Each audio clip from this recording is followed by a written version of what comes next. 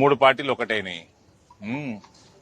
అక్బరుద్దీన్ వచ్చి కాంగ్రెస్ వాళ్ళు మా దారుసలాం దుమ్ము నాకుతారు అనేటోడు వాడు ఇలా కాంగ్రెస్ పార్టీలో ఎక్కడ ఏం నాకిండో వాడు చెప్పాలి.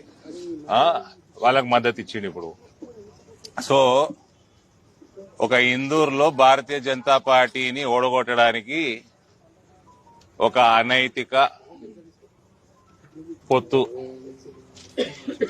శ్రీకారం చుట్టింది ఈ రేవంత్ ప్రభుత్వం. ఇలా పోలీసు వాళ్ళు కూడా ఉన్నారండి. ఇలా పోలీసుల హస్తం కూడా ఉన్నది.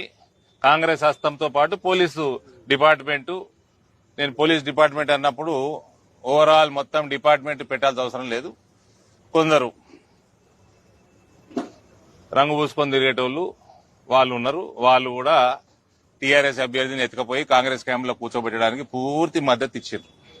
ఇది ఇందూరులో ఒక అనైతిక పొత్తుతోటి most popular party Bharatiya Janata party అభ్యర్థుల్ని స్వల్ప మెజారిటీ తోటి ఓడించడం జరిగింది.